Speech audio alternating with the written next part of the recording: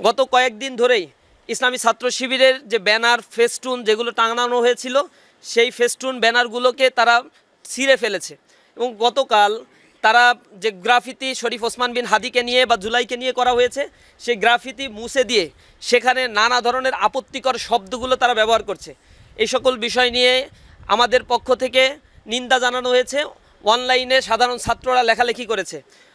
পরের দিন অর্থাৎ আজকে সকালবেলায় প্রশাসনের কাছে আমাদের দায়িত্বশীলরা সেখানে উপস্থিত হয়েছে এবং প্রশাসনের কাছে বিষয়গুলো অবহিত করেছে। যেহেতু ক্যাম্পাসে পলিটিক্স সকল ছাত্র সংগঠনগুলো করছে, প্রত্যেকে তার নিজ নিজ ব্যানার ফেস্টুনগুলো দাওয়াতি ব্যানার এগুলো প্রদর্শন করতে পারবে, এতে কোনো বাধা নেই। সিটি কলেজে যখন এই জাতীয় নালিশগুলো বিশ্ববিদ্যালয় কলেজ প্রশাসনকে করা হচ্ছিল, এরপর আমাদের দায়িত্বশীলরা নিচে নেমে এসেছে, সেখানেই ছাত্রদলের সন্ত্রাসীরা অবস্থান করছিল। কথা কাটাকাটির এক পর্যায়ে সেখান থেকে শিক্ষকরা আসে এবং শিক্ষকরা আমাদেরকে সরিয়ে দেয়। ছাত্রদল সেখানে অবস্থান করে, আমাদেরকে সরিয়ে দেওয়ার সময় ছাত্রদল অতর্কিতভাবে কিছু হামলা করে, যেই আঘাতগুলো শিক্ষকদের উপরে শিক্ষকদের গায়েও লাগে। এরপর আমাদের ভাইয়েরা সেখান থেকে বের হয়ে যায়।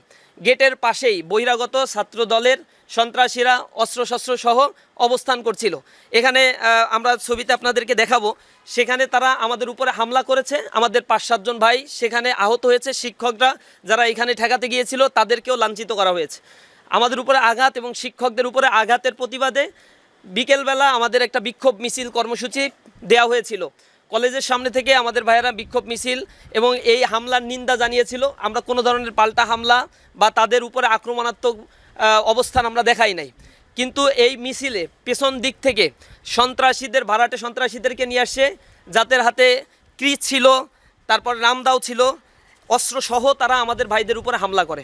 এই হামলায় পেছন দিক থেকে আমাদের অসংখ্য ভাইকে আহত করে। আপনারা দেখেছেন পায়ের কবজি পর্যন্ত প্রায় বিচ্ছিন্ন অবস্থা। আমাদের কয়েকজন ভাই গুরুতর আহত অবস্থায় হাসপাতালে ভর্তি হয়েছে।